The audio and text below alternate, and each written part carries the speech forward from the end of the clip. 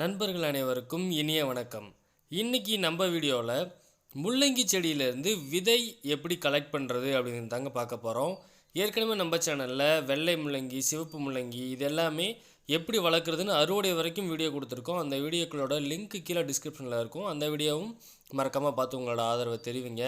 நீங்கள் இப்போ தான் நம்ம வீடியோஸ் பார்க்க ஆரம்பிச்சிருக்கீங்க, இன்னும் நம்ம சேனல் சப்ஸ்கிரைப் பண்ணல அப்படின்னா நீங்கள் எங்களுக்கு பண்ணுற பெரிய உதவி, நம்ம பேருக்கு பக்கத்தில் இருக்க சப்ஸ்கிரைப் பட்டனை கிளிக் பண்ணி அதுக்கு பக்கத்தில் இருக்கிற குட்டி பெல்லைக்கானை சூஸ் பண்ணி ஆல் அப்படின்னு சூஸ் பண்ணி வச்சிட்டிங்க அப்படின்னா நம்ம போடுற வீடியோஸ் உங்களுக்கு உடனுக்குடனே நோட்டிஃபிகேஷன்லாம் வந்துடும். நம்ம ஏற்கனவே சொல்கிற மாதிரி முள்ளங்கி அப்படிங்கிறது ரொம்பவே சுலபமாக வளரக்கூடிய ஒரு தாவரம். 30லேருந்து 40 நாட்களுக்குள்ளே நம்மளுக்கு அறுவடைக்கே தயாராகிடும். அப்பேற்பட்ட இந்த முள்ளங்கி எல்லாருமே கண்டிப்பாக அவங்க தோட்டத்தில் விதைகள் தயார் பண்ணி வச்சுருக்கிறது ரொம்ப முக்கியமான ஒரு விஷயம். ஒரு டைமும் நம்ம போய் கடையில் விதைகள் வாங்கிட்டு இருக்க முடியாது.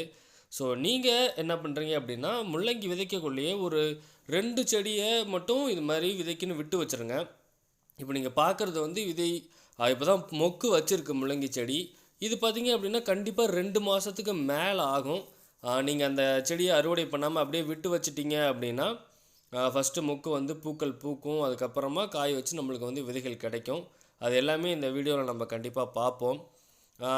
நம்ம ஏற்கனவே இந்த மாதிரி முள்ளங்கியை விட்டு நம்ம ட்ரை பண்ணோம். ஆனால் என்னாச்சு அப்படின்னா அது ஒரு மாதிரி ரொம்ப முற்றி போய் ஏலியன் முள்ளங்கி மாதிரி ஆகிடுச்சு. அதுக்கும் ஒரு வீடியோ போட்டிருந்தோம்.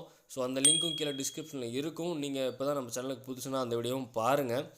இப்போ நீங்கள் பார்த்தீங்கன்னா தெரியும், முள்ளங்கியோட பூக்கள் இது எல்லாமே ரொம்பவே அழகாக பிரைட்டாக ஒயிட் கலரில் ரொம்ப சூப்பராக இருக்கும். கொத்தாக பூக்கக்கூடிய ஒரு பூ இது. இது வந்து பார்த்தீங்க அப்படின்னா உங்கள் தோட்டத்தில் இந்த பூக்கள் இருக்கக்குள்ளே என்ன ஆகும்னா அதிகப்படியான தேனீக்களாக இருக்கட்டும், வண்டுகளாக இருக்கட்டும், பட்டாம்பூச்சிகள் எல்லாத்தையுமே கவர்ந்து இழுக்குது. ஸோ இதை பார்த்தீங்க அப்படின்னா நீங்கள் முள்ளங்கி நம்மளுக்கு என்னென்ன சத்துக்கள் இருக்குது அப்படிங்கிறது தெரியும். முள்ளங்கி செடியை நீங்கள் பூவாக வளர விட்டீங்க அப்படின்னா கூட நம்ம தோட்டத்தில் அவ்வளோ நன்மைகள் இருக்குது. இது எல்லாமே நீங்கள் வந்து கண்டிப்பாக வந்து உங்களுக்கு கிடைக்கும். நான் சொன்ன மாதிரி ஒரு செடி 2 செடி நீங்கள் விட்டிங்கனாவே உங்களுக்கு தேவையான அவ்வளோ விதைகளும் வந்து எடுத்துடலாம். அந்த அளவுக்கு செடி ஒரு 3-4 அடி உயரம் வளருது இந்த டைமில். மற்ற டைமில் உங்களுக்கு தெரியும் கிழங்கு பாதி மேலே இருக்கும். மற்றபடி இப்போ பார்த்திங்க அப்படின்னா அதுலேருந்து ஒரு தண்டு மாதிரி மேலே வந்து தனியாக கொத்தாக பூக்கள் வச்சு அதுலேருந்து எல்லாமே காய்கள் வருது. இதில் முக்கியமான விஷயம் என்ன அப்படின்னா, இந்த டைமில் நீங்கள் நிறைய தண்ணி விட்டீங்க அப்படின்னா கண்டிப்பாக பூக்கள் வந்து அழுகி உதிர்ந்துடுது. ஸோ இந்த பிரச்சனை வரக்குள்ளே நீங்கள் என்ன தண்ணி விடணும். மண் ஈரமாக இருக்கிற அளவுக்கு பார்த்துக்கோங்க. எனக்கு என்ன ஆச்சுன்னா கரெக்டாக இந்த டைமில் அந்த புயல் டைமில் வந்ததுனால நிறைய மழை பெஞ்சு தண்ணி தேங்கி நின்றுச்சு. ஸோ நிறைய பூக்கள் வந்து எனக்கு அழுகி கொட்டிடுச்சு. காய்கள் வந்து கம்மியாக தான் பிடிச்சிருக்கு. ஸோ இருந்தாலும் உங்களுக்கு ஃபுல்லாக நான் கவர் பண்ணி ஒரு தொகுப்பாக கொடுக்கணும். ஏன்னா நிறைய நண்பர்கள் என்கிட்ட கேட்டிருந்தாங்க முள்ளங்கிலேருந்து எப்படி விதை எடுக்கிறது அப்படிங்கிறது. இப்போ நீங்கள் பார்த்தீங்கன்னா தெரியும், செடியில் முக்கால்வாசி பூக்கள் தான் இருக்குது. எங்கே பார்த்தாலும் வெள்ளை நிறத்தில் ரொம்பவே அழகாக இருக்குது. ஸோ இந்த மாதிரி இது பார்த்திங்க அப்படின்னா ஒரே ஒரு செடி தான் நான் விட்டுருக்கேன். ஒரு செடியிலே நம்மளுக்கு இவ்வளோ பூக்கள் இருக்குது. ஸோ கரெக்டான சீசனும் இல்லை. முள்ளங்கிக்கு நம்ம சீசன் பார்க்க தேவையில்லைங்கிறது ஒரு விஷயம். ஆனால் அது வந்து நம்மளுக்கு காய் அறுவடை பண்ணுறதுக்காக மட்டும்தான். நீங்கள் வந்து பூக்கள் பூத்து நீங்கள் விதைகள் எடுக்கணும் அப்படின்னு நினச்சிங்க அப்படின்னா இந்த மழை காலத்தையும் குளிர்காலத்திலையும் கொஞ்சம் அவாய்ட் பண்ணுறது நம்மளுக்கு ரொம்ப நல்லா தான் இருக்கும். ஸோ இது எல்லாமே வந்து பார்த்திங்க அப்படின்னா காய்கள் வந்து பிஞ்சாக இருக்குது. இது அப்படியே முற்றுச்சு அப்படின்னா நம்மளுக்கு வந்து எந்த பிரச்சனையும் இல்லாமல் காய்கள் வந்து உருவாகிடும். ஆனால் நான் சொன்ன மாதிரி இந்த டைமில் தான் புயலில் மாட்டிக்கிட்டதுனால நிறைய காய்கள் வந்து அழுகிடுச்சு.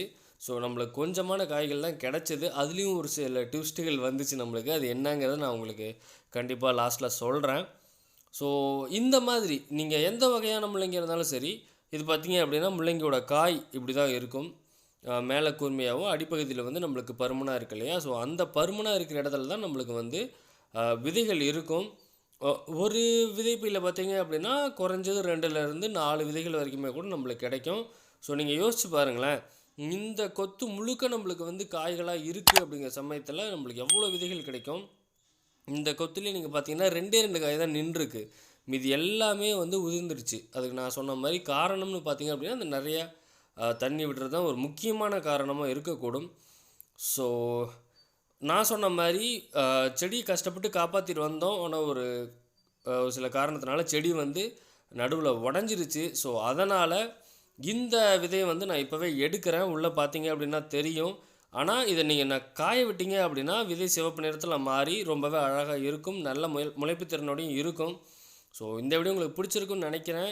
நீங்களும் இந்த மாதிரி உங்கள் தோட்டத்தில் எந்த செடிகள் நீங்கள் போட்டிருக்கீங்க அப்படின்னாலும் அதுக்கான விதை ஒரு செட்டு நீங்கள் கண்டிப்பாக எடுத்து சேகரித்து வச்சுக்கோங்க. அடுத்த டைம் கடையில் போய் வாங்காத மாதிரி ரெடி பண்ணிக்கோங்க. நம்ம வீடியோஸை மறக்காமல் லைக் பண்ணுங்கள், ஷேர் பண்ணுங்கள், கமெண்ட் பண்ணுங்கள். நம்ம சேனலை மறக்காமல் சப்ஸ்கிரைப் பண்ணுங்கள். நன்றி, வணக்கம்.